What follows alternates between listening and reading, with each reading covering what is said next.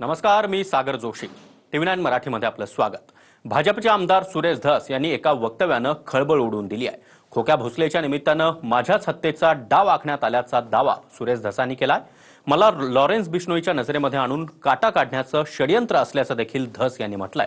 धसांचा रोख नेमका कुणाकडे पाहूया. कोणीतरी बिश्नोई समाजाचे लोक बोलवायचे, मग त्यांच्याकडून हे लॉरेन्स बिश्नोईकडे जावं, तिकडल्या तिकडं काटा निघावा यांचा, अशा पद्धती इतकी भांगार मेंटॅलिटी.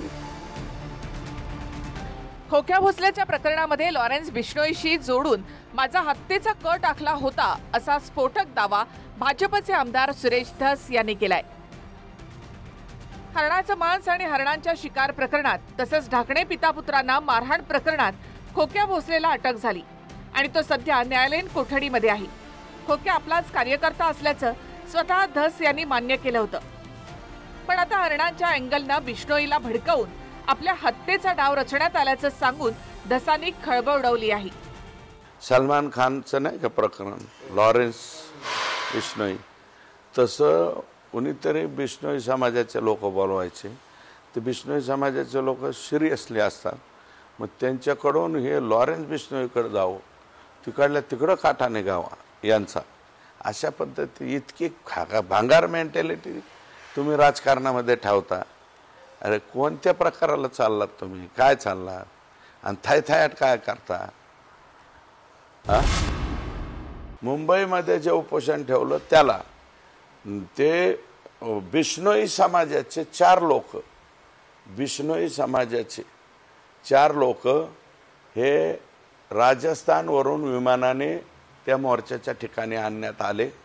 मोर्चाच्या तिथं त्यांनी मला वाटतं स्टेटमेंटसुद्धा केलेलं आहे. ते दाखवलं कोणाचं तिकडं, त्याच्याशी संबंध मग किसका जोडणे का तो मग इसका. अरे माझं तर काही संबंधच नाही.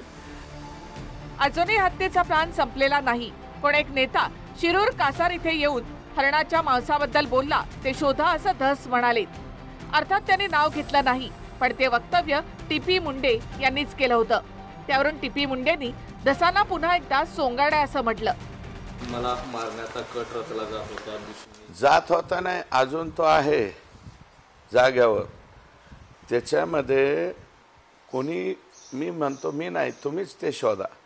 कोणत्या एका राजकीय नेत्याने शिरूर कासार येथे येऊन हरणाच्या मांसाबाबत स्टेटमेंट केले? हा खोक्या त्या शिरूरच्या भागामध्ये हरणाची तस्करी म्हणजे शिकार करायचा आणि शिकार करायचा, तिथलचे त्याचा मांस वगैरे हे ते सगळं सुरेश धस साहेबाला द्यायचं असे लोक सांगतात सगळे.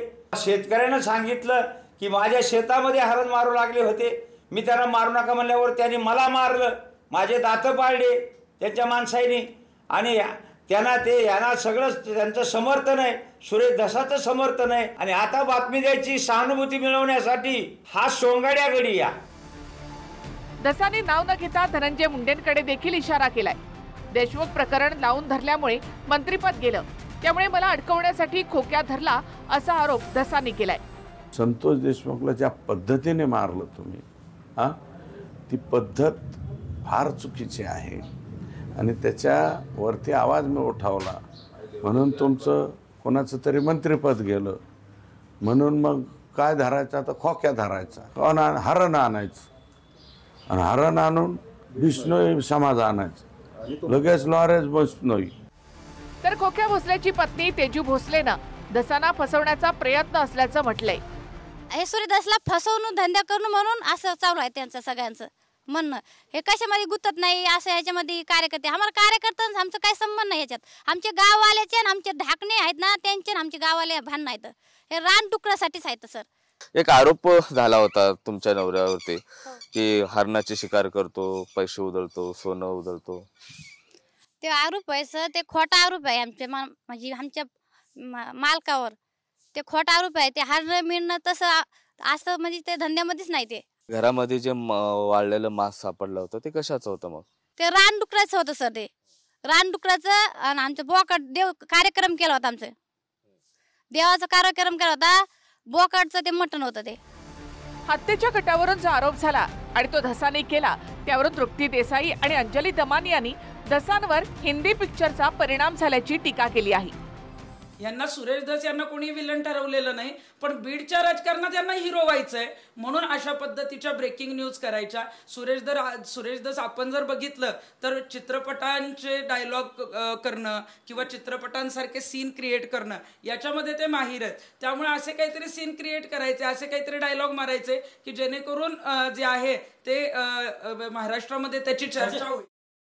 सुरेश धस हे फार मोठ्या प्रमाणात हिंदी पिक्चर बघतात, कारण कुठून त्यांनी हे सगळं काय कुठचा विषय त्यांनी कुठे जोडला त्याला काही अर्थच नाही आहे. बावनकुळेने केलेल्या गौप्यस्फोटामुळे ते धनंजय मुंडे यांना 2दा भेटले, या गोष्टी जेव्हा बाहेर आल्या तेव्हा त्यांच्या त्या इमेजला तडा गेला. त्यानंतर सतीश भोसलेचं सगळं प्रकरण बाहेर आलं. सहानुभूती मिळवण्यासाठी केलेला हा वायफळ प्रयत्न आहे, याच शब्दात मी ते म्हणेन. आणि कुठेतरी त्यांनी आता हिंदी पिक्चर बघणं थोडं कमी करावं असं देखील मी सल्ला त्यांना नक्कीच देईन. अंजली दामानियाला आणि ते काय तृप्तीताई यांना ह्याचं ग्रीव्हियसच येऊ शकत नाही ना. त्यांना माहिती आहे का ते खोक्या ह्याच्यावर त्याच्यावर बाईट भेट देऊन मोकळ्या झाल्या. त्यांना ह्याच्यातला ग्रीव्हियस आमच्या जिल्ह्याचं राजकारण माहिती आहे का त्यांना? अंजली दामानिया यांना राजकारण माहिती आहे का? अंजली दामानियांनी जरा हे सगळे व्हिडिओ वगैरे चेक करावेत ना. मी जे म्हणतो मी पाठवतो, नाही तर त्यांना याची सगळी चौकशी झाली पाहिजे. असताना कृपया बोलू नये. सुरेश धसांचे आरोप फार गंभीर आहेत. आपण मुख्यमंत्र्यांकडे तक्रार करणार असल्याचंही त्यांनी म्हटलंय. खोक्याच्या आडून बिश्नोईद्वारे काटा काढण्याचा खरंच काही डाव आहे का, हा तपासाचा भाग आहे. महेंद्र मुधोळकरसह bureau report, TV9 Marathi, Beed.